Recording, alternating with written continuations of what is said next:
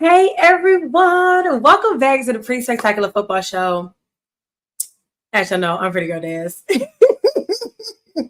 And I have to welcome you to tonight's show. We're going to get into a lot of different topics.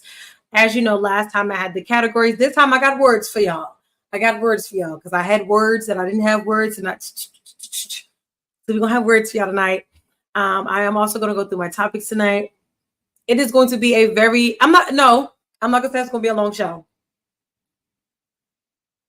But it's going to be a show. It's always a good time when you come with me anyway. So, that's just, that's how we do it over here. I do obviously want to start off by shouting out and saying what's good to my MCMV family. Obviously, we have the Full 94 podcast, Sports Talks with C, the Throne Room. We have the main card. They do the Bible studies. We got Not the Same podcast by my two favorite bros in media. Bam! We also got the Red and Bold. So there's like a plethora, plus the Pretty Spectacular, obviously. Let me go ahead and move my camera a little bit so y'all can see me better. Okay? So either way, we got a lot of different things going on. And we're going to work it out, y'all. We're going to work it out. But for today, I do want to talk about what's to come. What's to come? What we doing? Where we going? So it's always my favorite things. As I said last show, I do have now categories that will be coming into every show. And sometimes the categories are going to change. So don't get locked in on just like one specific category. The only thing that's always going to stay the same is the audible alerts. Okay? So the audible alerts, we got some really thick topics in there talking about college football. I got to sprinkle a little bit of that in there. Then we got flag on the play. That's one of my favorite subjects. Y'all didn't hear that last time, or categories. You didn't see that last time, but y'all gonna see it this time. Then we got end zone eats. Yeah, I'm not talking about food. I'm talking about the best end zone plays, or my favorite end zone plays from Sunday. Then I got the Gridiron Glam, because I got to do a little something. Obviously, if it's supposed to be pretty, and I'm pretty the girl that is, I have to do something that goes with fashion. Fashion and sports goes hand in hand, as you know. So I'm going to give y'all my top 5 from there. And then I'm adding something new this season. It's going to be the Pretty Spectacular Game of the Week. I got one for college, one for NFL. So we're going to get right up into it. Yeah, but before I do all of that, though, I do want to also give a shout out to our sponsors over at MTNV Sports. So I am going to play that right now. We're going to thank our sponsors, and when I come right back, we're going to dive on right in. Okay? It's not just about the love of the game. It's about dedication and commitment through the process and the patience to endure. There's joy in reaching your goals and peace in knowing you've done all you're supposed to do. Ozell brand. It's not just a brand, it's a lifestyle.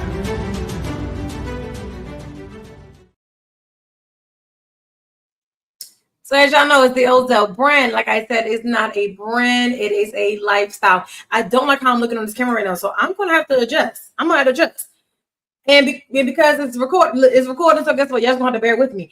But like I said, it's not just a brand, it's a lifestyle. The Ozell brand is one of the best. Make sure you're checking it out. They have some amazing things. They got some amazing. What am I trying to say, y'all? There we go. Homegirls in the screen now.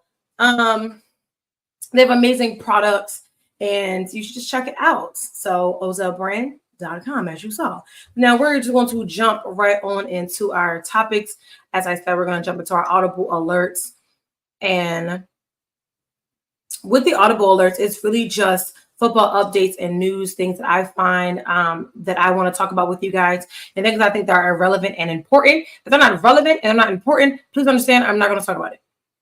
Okay? Yeah, thank you. So we're going to start off talking about our top 25 for college football. Now, as you don't see the bottom half of this, but Clemson did move up in the numbers as they did beat App State. Notre Dame is still holding strong in that top 25. There's a new number one. A new number one. Texas has gotten themselves a number one ranking them, led by Arch Manning. And, you know, they say that boy's athletic. Both Peyton and Eli said, that athleticism must have missed us and went right to him because he is dipping and doing it and holding that team down the way that he needs to do it. And I just want to say this is the first time that they've been number one since 2008. So this is a very long time coming. They've been working really hard, rebuilding that program. I do want to say Texas do have some of the best fan bases that I've seen. And I don't know if it's just like a Texas thing or what, but you know, like them Cowboy fans. Yeah. But these ones aren't delusional. These ones are not delusional. So giving it up for the new number one for this week. It very much could change going into next week, but you know, that's just how it is and how it's going. Oh, my little logo here is not showing, but anyway, like I said, Notre Dame is holding strong, and they definitely took their anger out and they took it personal on Purdue. And I just thought that was a thing. Like, y'all did not have to beat them up that bad. Y'all could have spurred them a little bit. But they said no. They're not doing that. I personally love the next one that I'm going to talk about is Mizzou. Mizzou has put themselves in a top, you know, I'm going to go back here because I didn't like the way I was looking. Mizzou has become a top 10 program, not just like figuratively, literally, as you can see there. They're sitting at number 7, 2, 4, 5. Yeah, number 7. So they've definitely become a top 10 program, and this has been the works over the years, over time.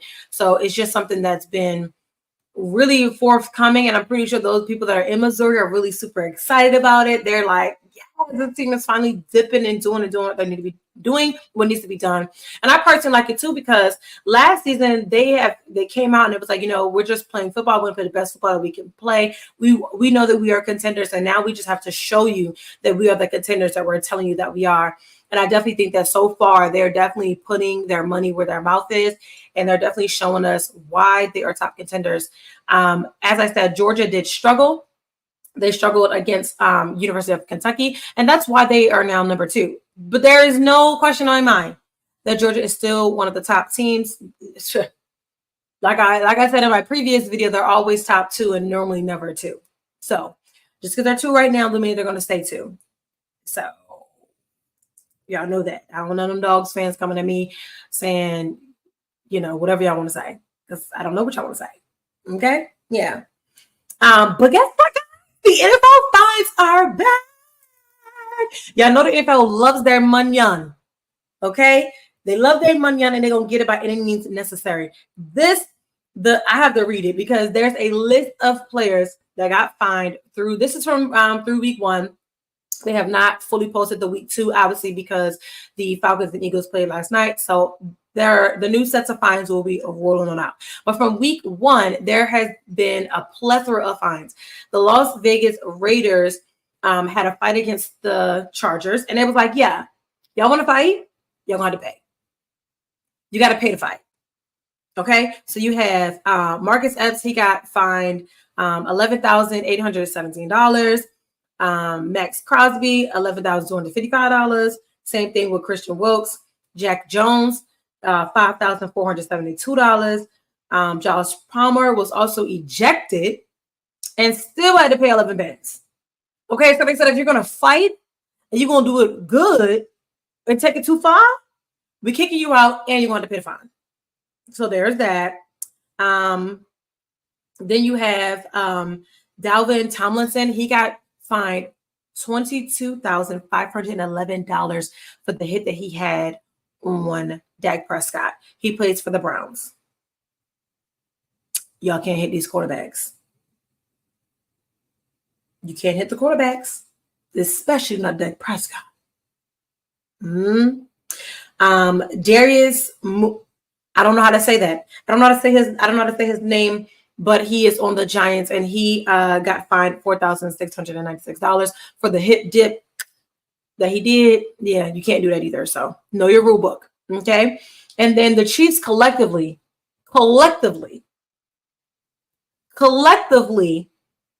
had over $100,000 in fines.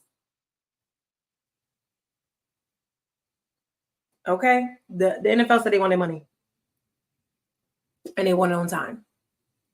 They want their money and they want it on time.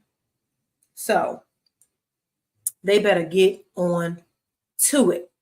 And moving on, we're going to be talking about the NFL Guardian Caps. Now, one of my favorite boys, JJ Watt, was watching. He's seen that there, some of the players are wearing, Guardian caps.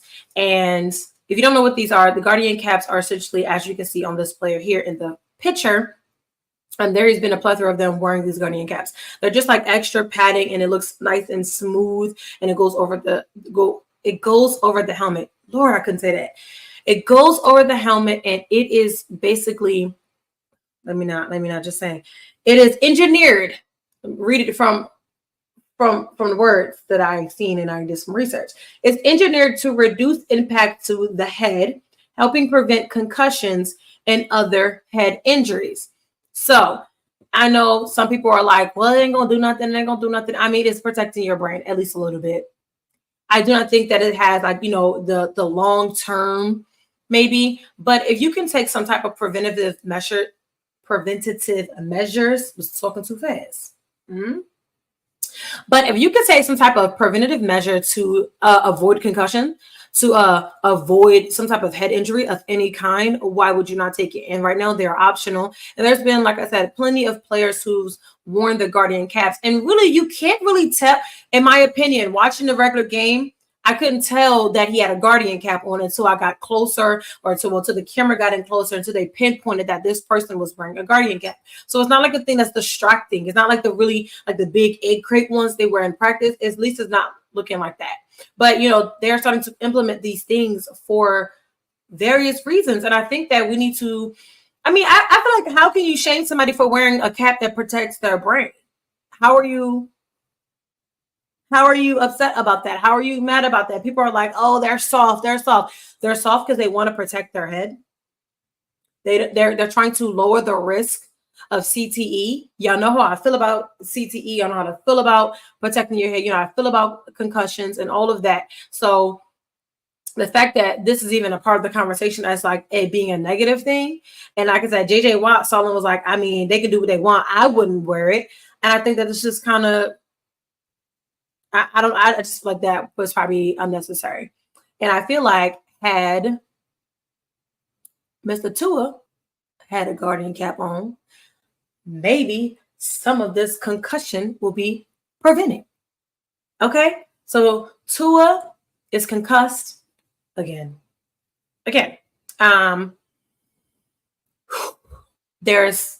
Everybody's asking, do you retire? Do you give it up?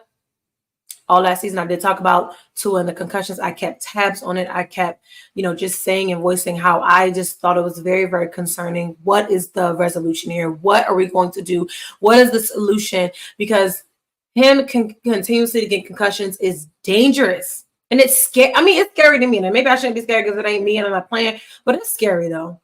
That's really scary. And, there was breaking news coming out that he, as of today, he will be placed on IR and he'll be out for, 4 to 6 weeks. But really 4 to 6 weeks, like over time. At this point, I'm so interested and I'm so into this. I'm into it. That I want to see his cat. I need to see his CAT scan. I need to make sure he's okay. And like I said, it's just so much that we do and so much that we see going on with these players that they are getting head injuries, and CTE is a real thing. And I made a video about it before. CTE is a real thing. And I just think that I hope that they can get this figured out. I hope that will he ever be able to fully recover? Not really sure about that. At least recover from this concussion. And I hope that he makes a good decision, and some type, like his doctors and the organization and him and his family really come to a conclusion as to what is going to be best for him moving forward for his career, because this is something that's very, very serious. It's not something that's for play. It's not something that's funny. It's not something that's a game. I said that he should retire. I said in my last year's videos, all of them. So I said, I've been standing on business, standing 10 toes down on everything that I said. I said that if he was to get another concussion coming into this year, that he should think about retiring early. And some people was like, you're crazy, but it's like, yeah, I understand it's not me, but it's his health. And I just feel like that's what it should be. But it's not it ain't my decision, obviously. But you know what? I did say last episode that this person was cooked. I said it. I said that he was cooked. I said that he was not playing like he was a second year. I said he wasn't playing like he was a confident quarterback, like he was the leader of the team. I said all these things. And the comments that I had, people coming into, and the thing is, they don't even be giving me comments like under my post. They give me comments in my DM because they're not bold enough to put it out there and to talk about it. But I said that Bryce Young was cooked. I said that he was inaccurate. I said that coming into this year, I expected him to look a little more. I didn't say completely, but I said a little more polished, a little more confident, a little bit more accurate for him to be the leader on that team. I needed his confidence. And I didn't get that. And neither did the Panthers. And I say, you know what? Bye. You're done. Sit on the bench. Bust of a number 1 overall pick for the NFL draft. We believe in Andy Dalton. Of all the players, Andy Dalton, and he's going to be starting. So I said it here first, and I just want to make sure that y'all know that I said it, and that I'm not crazy about when I say things. Y'all be trying to discredit me because I'm a girl sometimes. Some of y'all do, not a lot of y'all, but some of y'all do, and I'm calling y'all out on that because I be knowing what I be talking about. And if I don't know, I'll course correct or I'll research and I'll find out. But I knew that I was right when it came to this. I knew what I was saying was correct, and that's what, I'm gonna just let it be that. I'm going to just let it be that, because y'all was wrong. Everybody was in my DMs talking about, oh, just give them more time, give them more time. But the Panthers said your time is up, buddy. So I was right. Moving on. We're going to get into some key NFL injuries. Now, Debo Samuels, Justin Jefferson, Jamar Chase, Cooper Kupp. I don't know why I got stuck for a second because I was thinking about everybody else that was on this list. Cooper Kupp, those are the biggest key injuries right now. And Tua. Those are the biggest injuries that are going to affect your fantasy football. And I wish I had a fantasy football ad so I can be able to talk to you and say it's right here. But no. Okay. Obviously, Jamar Chase is trying to get back. Same thing for they all trying to get back. I'm gonna put them on a watch list because the only one that came out that's going to be on IR so far is definitely Debo. He's going to be out a few weeks. Is definitely Tua, and I got some more right here. And Dallas Turner, also with the Vikings, is on the watch list. Oh, another big one for the Chiefs. Isaiah. Did I write that right? Y'all, I'm so sorry. Oh my God, Isaiah Pacheco is injured and he's out. So guess who's in? Kareem Hunt. Oh, Kareem came back home. I'm excited about that. I'm excited. Because you want to know why? He leaves the Browns. I'm excited. And Taysom Hill. Taysom Hill is another one that's on this key injuries watch list. So get your, the injuries are there. They're happening. I'm going to keep a tab on them. So we're going to see what happens coming in. But these are the key injuries for this week. Your fantasy football. If you have any of these key players on your fantasy football, you need to quickly adjust and figure something else out. Okay. We're moving on to the next category. It's called brilliance.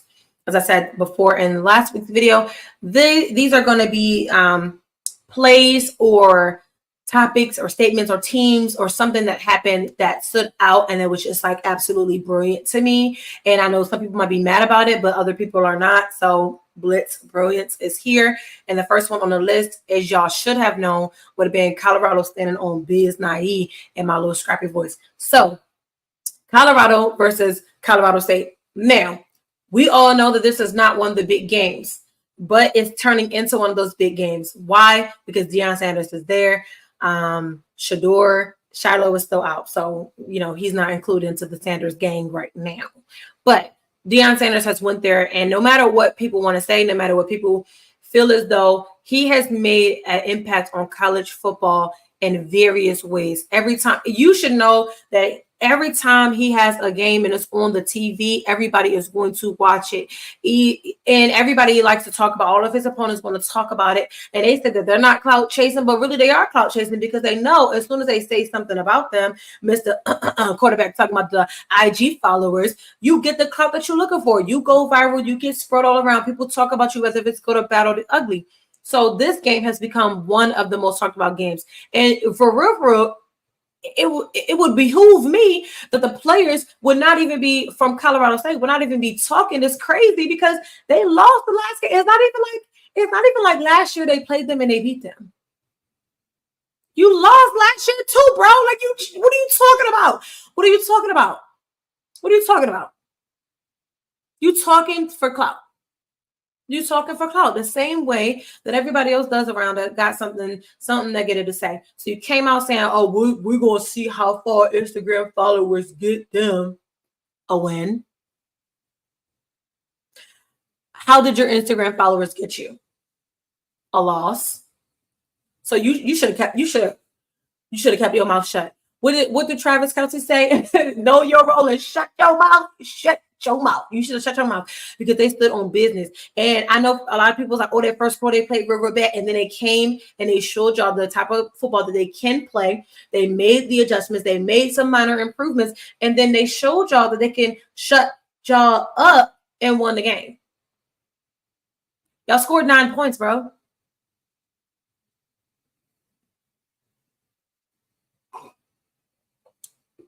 So hopefully next year you don't get on the cameras and be boisterous about things that just are irrelevant.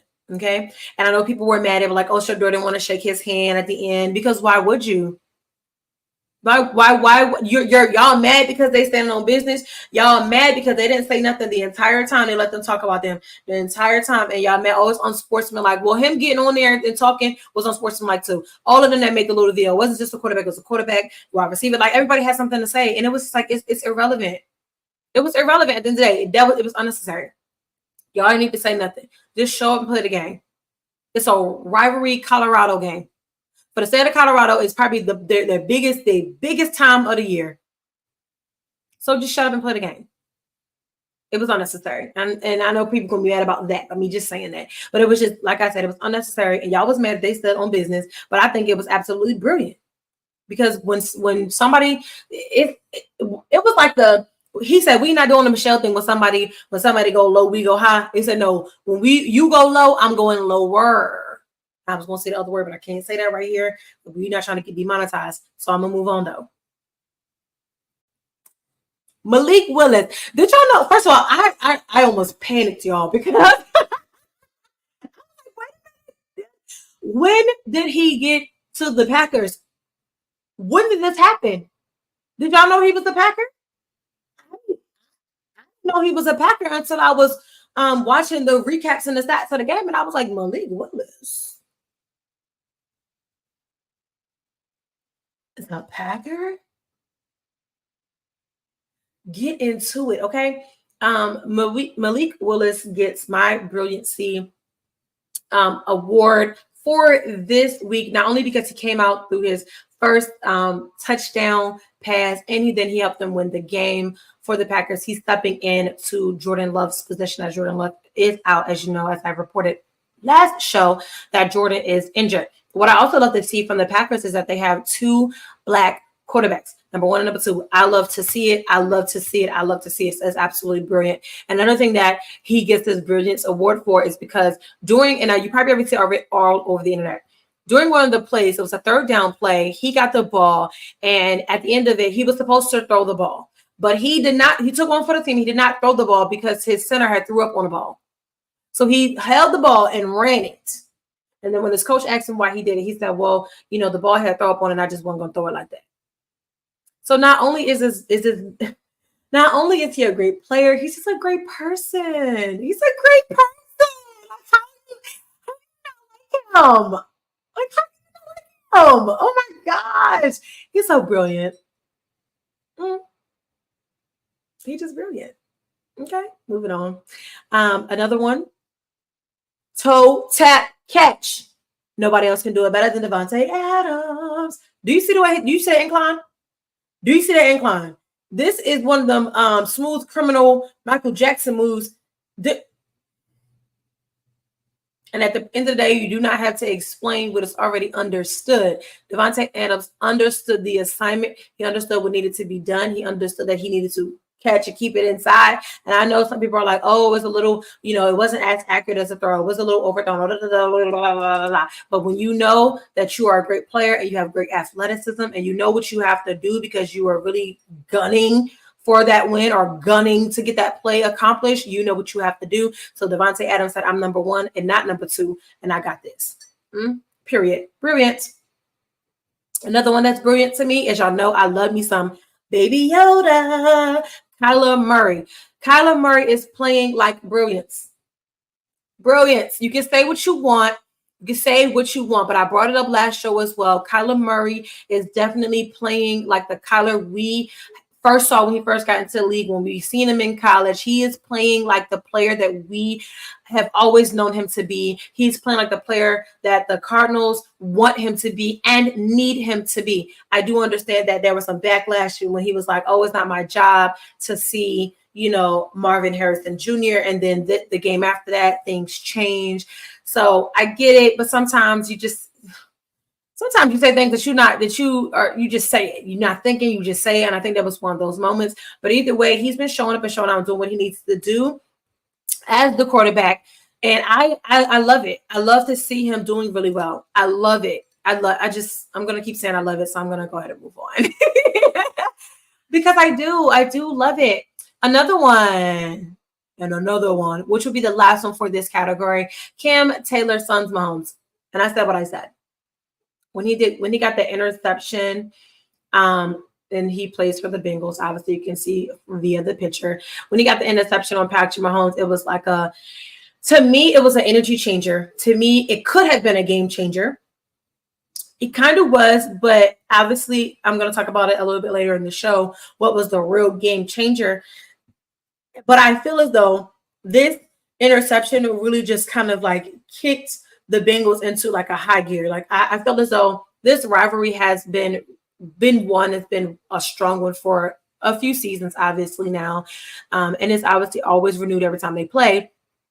But it was absolutely just hard hitting. The game was back and forth, and it was just so much going on in this game. Like the Bengals really were leading. They were leading nearly the entire game, if not the entire game. So the Bengals that we had seen previously in that week one was not the Bengals who showed up. So, but they still lost. But but overall, they played 20 times better. I'm not even going to say 10. 20 times better. Okay? If you see a little jump or glitch in the screen, it's something going on with my camera or something. I don't really know, but I'm going to keep the show going because, as that song say, one monkey don't stop, no show. Okay? Not stopping the show. So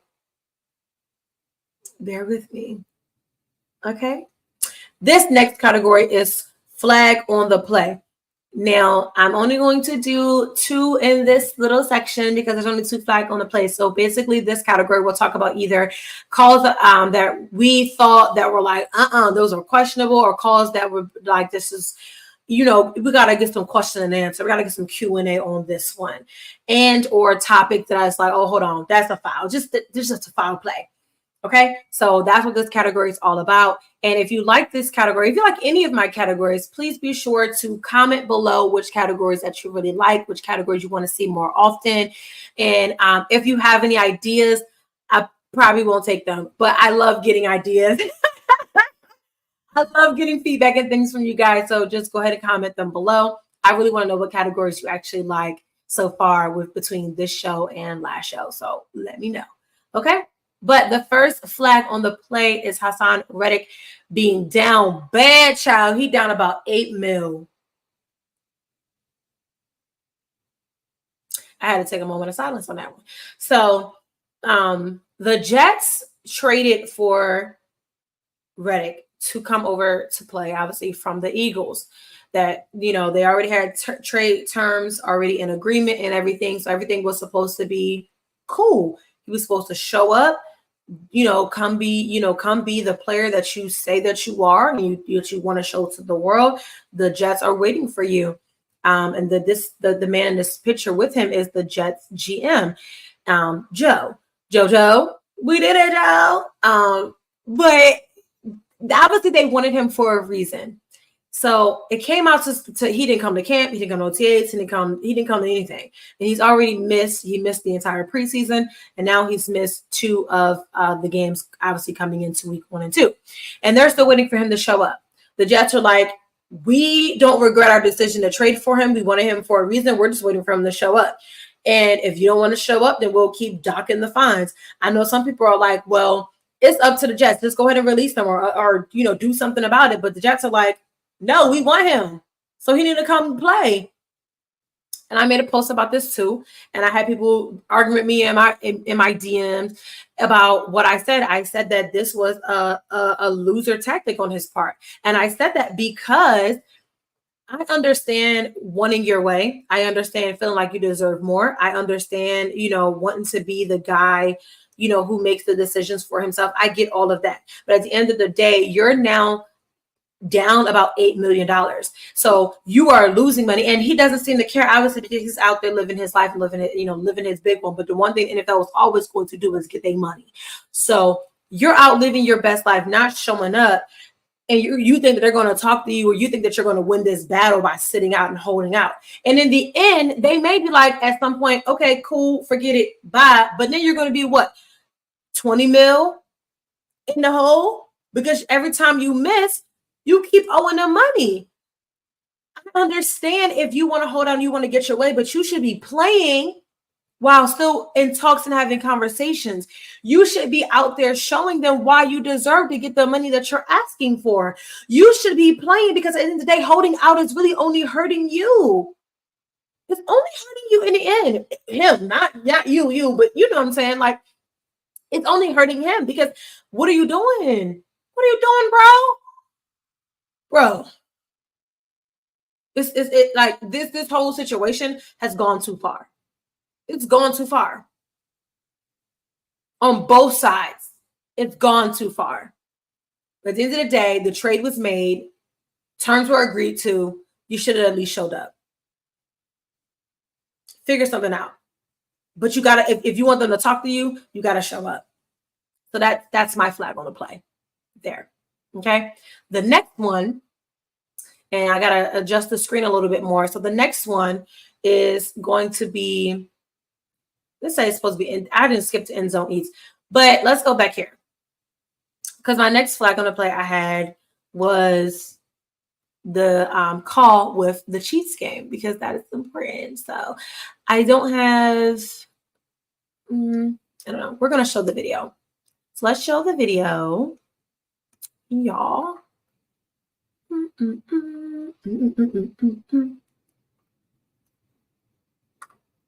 Okay, so we're gonna show the video here, and this is a flag on the play, right? This was a literally flag on the play. So I'm gonna add it, and I want y'all to show, or I want y'all to tell. Defense number 33. Ball's placing his final foul. First down. It was just early contact. Now, some of y'all are saying that it was, it wasn't. Early contact, and he doesn't get his feet set enough. Okay, so I just want to know. Just give me a second here. Let me roll this out. It was supposed to be on my thing, but it ain't up there, y'all. We was doing good. Okay. So what I'm going to do, all right. I want y'all to show me. Remember, we're going to show.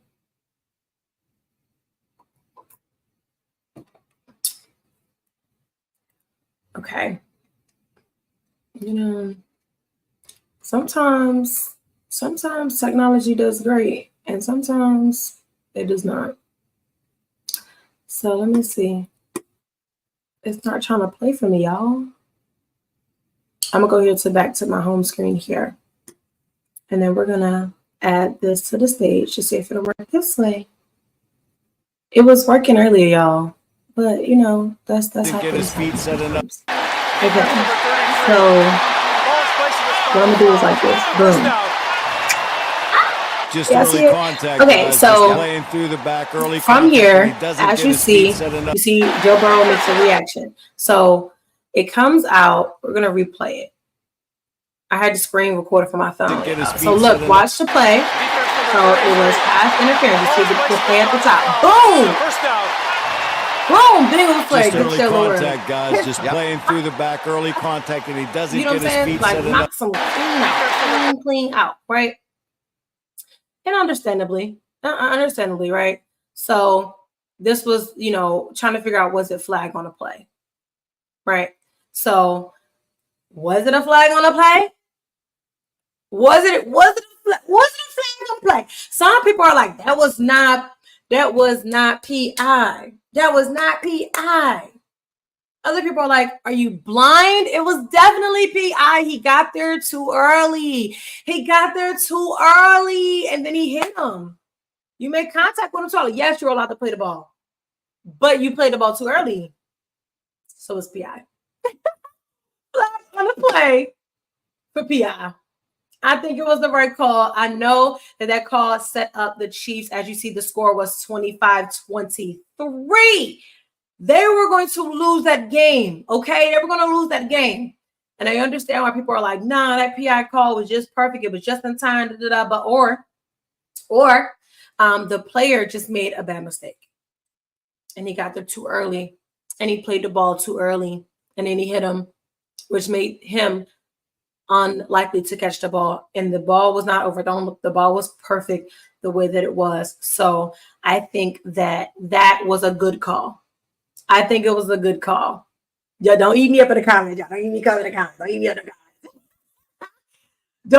the comments. Okay? So, yeah. So that is my flag on the play category. And now we're going to end zone ETH. Okay? These are my favorite end zone receptions coming in from week 2. So I figured why not have them in here, because some of these, they're really, really good plays. I'm going to hope that, like the NFL don't strike me or nothing or whatever. But they have some really good plays. And I love, I'm a defensive girly. But I also love a good touchdown pass. I just do. So we're going to get into my favorites here. So the first one, this lead is Justin Jefferson's 97-yard touchdown. I don't know why it took me so long to say that. So I'm going to show y'all here. I'm going to show y'all the pass. Yeah. Watch it. It is a little small. I don't like that, but y'all be all right. Okay. So as you can see, I got the different angles for y'all. Why is this up here like this?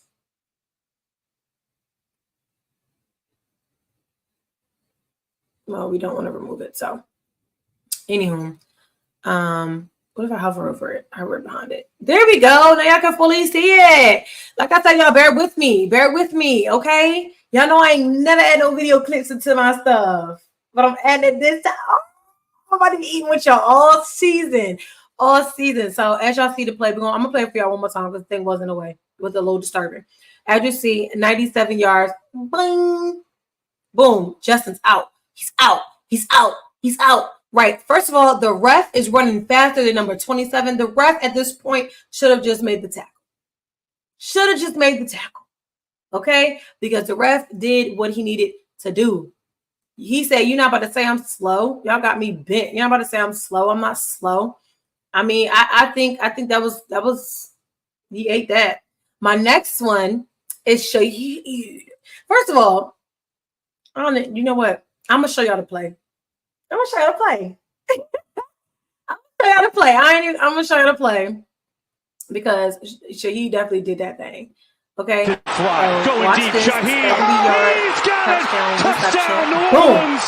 What bomb to Shaheed. Look at that, Derek Carr. Give me that. Give me that. Hey. Yeah, yes, sir. Okay.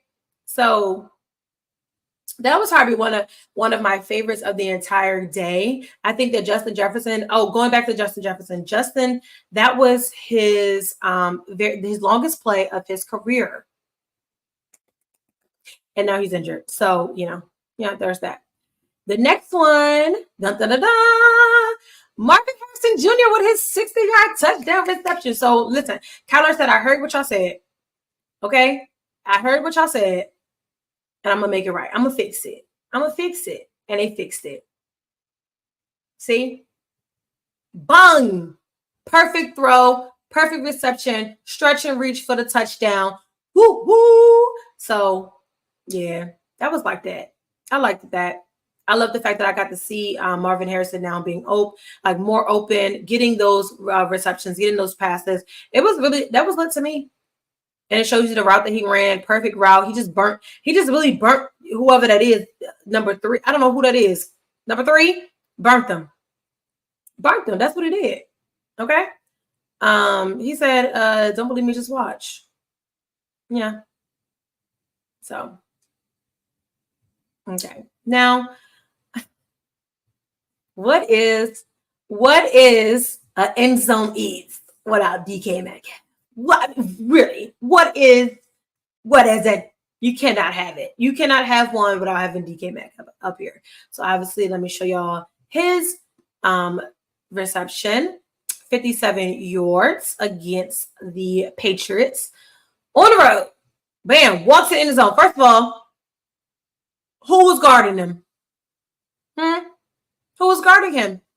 Nobody. He was guarding himself. Let's see what you're doing. You just let him out. You let one of the most freakish athletes of this generation or next whoever generation ever. You let him just be wild by himself? Yeah, y'all deserve that one. Yeah, y'all deserve that one. Y'all definitely deserve that one. And he showed y'all. He said, "Don't believe me, just watch. I can show you better than I can tell you." Okay? So that was it for my in zone eats. Next, moving on, we're going to be talking about the fourth quarter fumbles. Now, I'm going to show you this clip, and I'm going to leave it at that. I think that the Ravens and the Raiders really surprised me. I was not expecting to see how this went. I was not expecting this game to be as chaotic as it was, especially toward the ending. The Ravens were supposed to win this game. And I know as a Steelers fan, I hate that I even have to say that out of my mouth. Lamar's 0-2. That makes me so happy. But they should have won that game. So I'm going to show y'all how it was very chaotic. And y'all let me know what y'all think about it. Gonna run. Lamar with blockers very chaotic. Ahead. What's going on? Jackson throws it back. Okay, That's Dak was passed. Okay, we're going to run and we're going to try to do it side. There's the flag. Okay, you messed up when you threw it back forward. Okay, Raiders don't have it yet. Now they do. And that should do it. It was a mess. A big old mess. Just a mess. Me saying that, they deserve to lose. Okay? They deserved it. The next fourth quarter fumble was definitely the Cowboys versus the Saints. The Saints are coming out. They're putting belt to butt. Belt to butt. Y'all know the real word that go there, but I'm not going to say it right here. Like I said, I'm not trying to get demonetized. They are definitely coming out. They're showing us exactly. They're showing us what they're made of. And y'all know I love me some Derek Carr. So how about them Cowboys? Moving on. So Gridiron Glam is probably my favorite. And just how you know we getting toward the end of the show. But this is my favorite. I had to add it in, y'all. I know you're probably like, do we want just strictly football? But okay, but not all my audience just want strictly football. So I had added the Gridiron Glam. These are my top 5 arrival looks from week 2. So I'm going to hop into my very, very first one that I thought was amazing. Number 5 coming in, Jeremiah. I do not know how to say that entire name, but he plays for the Browns. When I say he comes in with ethnic looks every single time, every arrival. So if you see him up here every week, it's because he puts it on every week, and it's so effortlessly, and it's so beautiful, and it's just so like, it's so cultured. And I love that he's true to himself. You can't tell me this don't eat. You cannot tell me it don't eat. Okay. And then I got Marvin Harrison Jr. This boy looks like he is a Louis Vuitton model. Like he is on the runway. That silk satin 2-piece. It was simple, but it was fresh. But it was a great color in his skin tone. It just looked like milk. Like you know what it is? It looked like a silk satin pillowcase that's just like soft. Yeah, he killed it. He did what he did it. He did that one. Coming in at number 3, I have Geno Smith. Y'all know I love me a good suit. I talk about it all the time. How I love me a good tailored suit. And Geno had the haircut with the slip in the side. Like Geno looks ready. He looks ready. The suit fit very well, all the way down to the ankles. He had on the appropriate shoes. Y'all know how I feel about appropriate shoes with suits. And he looked great to me. He looked great. Like he was on a business trip. He's out there handling business. So I had to commend him with that. Number 2, I have Kamari Lassiter with the Texans. I just love the whole, I love a good 2-piece printed suit. I love a good 2-piece in general. But the fact that it was like he didn't do too much outside of already having a super heavy printed jacket and pants. Nice compliment with the sneakers and the jacket underneath. He just looked absolutely amazing. Flawless, fantastic. I loved all of it. I just loved all of it. Okay. I see one that is not up here. My number 1 is not up here. How about that? My number 1 is not up here, y'all. Y'all see how y'all trying to hate on me? Y'all trying to hate on me so bad. Now I'm gonna get my number 1 up here because he deserved this one. He deserved that one. He deserved that number 1, and he gonna get it. We're gonna talk about it. We're about to talk about it. Yeah. Look at Kamara a little bit. Yeah. Number 1. When life gives you lemons, you make lemonade. And that's literally just what Justin does. That's literally what I just had to do. That's what Justin's been doing. Coming and looking like QB1. I love this brown outfit. Somebody tell me where I can find it, where I can get it, because I need to wear it for a game day. Like, I just loved it. I loved that it was, whole thing, the velvet, the brown. It reminded me of like an actual football. I called it the football outfit when I put it in my notes. I just loved everything about it. So, yeah, he did that one. Number 1 for me. Done. There was no question to ask about that one. Number 1. If you agree with this, let me know in the comments. Let me know if you agree with my top 5. I did have an honorable mention in there, but then I decided to do away with it because the show's already long enough, and I don't really want to talk about it. But let me know if you agree with my top 5. Let me know if you've seen somebody else that you really liked. Going through the arrival photos from all 30. Ooh, Jesus, all 30 students was a mess. Okay, so yeah. And now we're going to wrap it up. This is our last segment, our last category of the show. It's a new element. It is going to be called the Pretty Spectacular Game of the Week. I have one for college, and then I have one for NFL. So for my college game, my game of the week is the HBCU Boombox Classic. And this is against Jackson State and Southern. Jackson State did win this game by a landslide.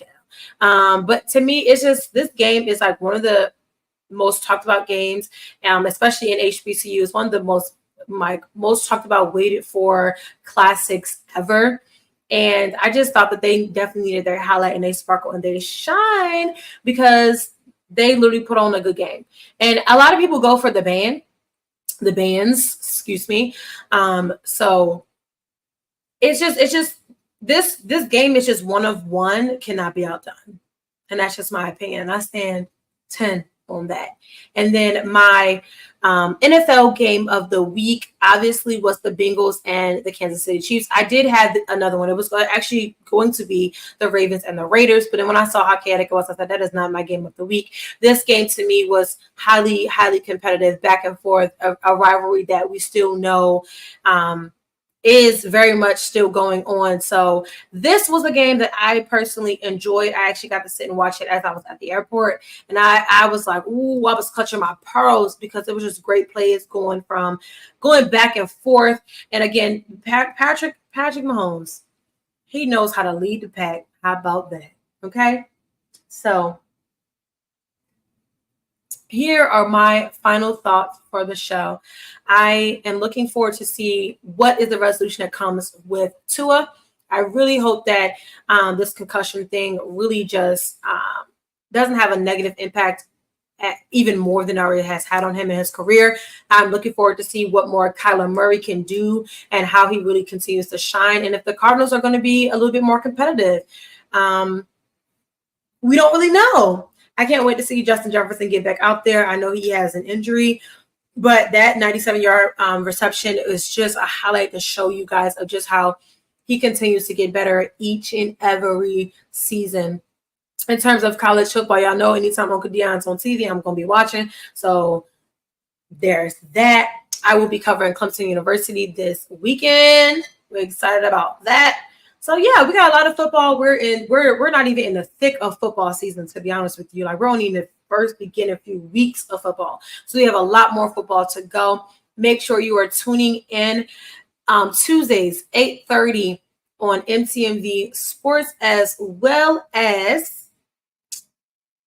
Pretty Girls Love Sports, and that's at PG Love Sports on all social media platforms. Thank you for hanging out with me. Thank you for spending this hour with letting me talk, chit chat, and get to it. Thank you for spending those things I had to do to get my show up and running. But guarantee you, like I said, when we get on Stop No Show, we're gonna always get it done over here, because when life gives you lemons, you make what? Lemonade. And again, thank you to our sponsor, the MTMV sponsor, the Ozell brand. Remember, it's not just a brand, it's a lifestyle. And football is the lifestyle too. So make sure you are here locking in every Tuesday with me, your girl, Pretty Girl Des. Thanks for watching.